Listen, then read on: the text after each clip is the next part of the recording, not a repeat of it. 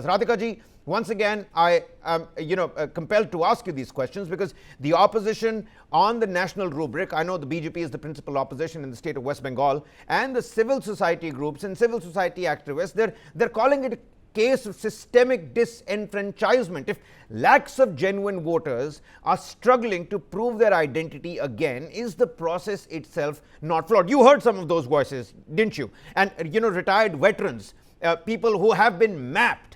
And the Supreme Court also says, if the win margin is less than 2%, what happens if 10 to 15% of the electorate is unable to vote? What kind of a situation does that lead to? Well, I'll begin by saying that electoral roll correction is not exclusion.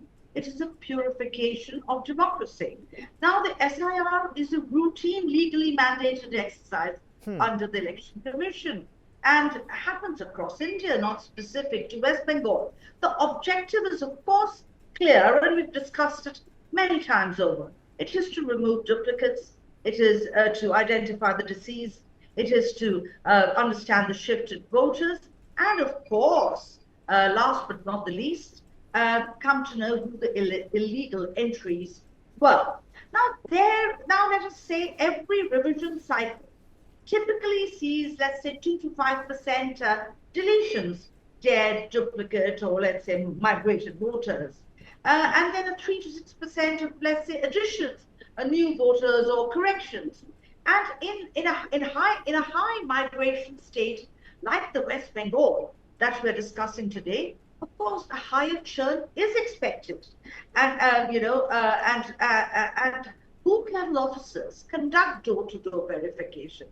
We know that the public claims and objections, window, and if names are missing, the system allows correction. If fake names are included and exist, the system removes them.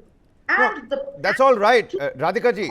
That's all absolutely right. The numbers will speak for themselves. And of course, once the result is clear, in the first week of May, we'll have a better picture of, who stands out to gain from this entire cleanup exercise. Is it a cleanup? Is it electoral engineering? We'll find that out. But my understanding and my question is, how can one be absolutely sure that the special intensive revision has not hurt even a single genuine voter, or even a single genuine voter has not been wrongly excluded? We've got so many of those cases. Those that were mapped in 2002, which was when the last SIR exercise took place.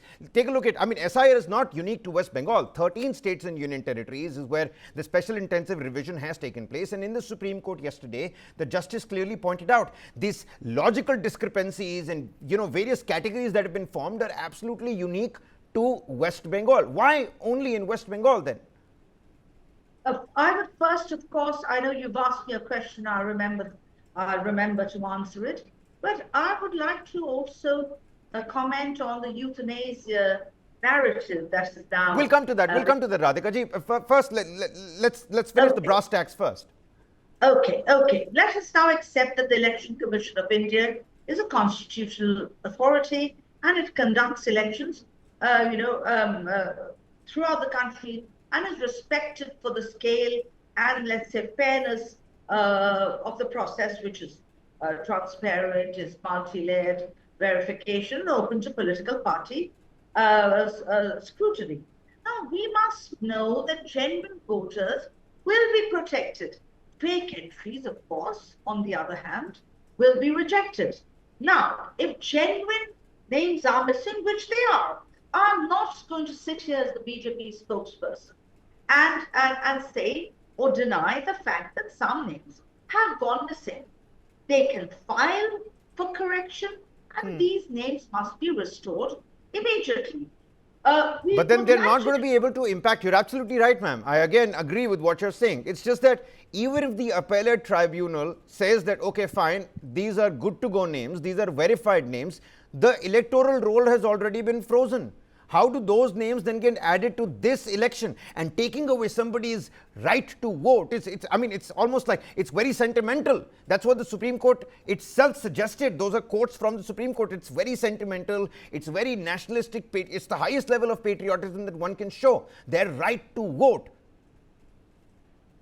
As I mentioned earlier, the intention of the Election Commission is not to see Indians being sidelined, particularly those whose paperwork is in order. Now, it is my democratic right as an Indian, and it's the democratic right of every other Indian, and particularly now in Bengal, to be able to cast one's vote.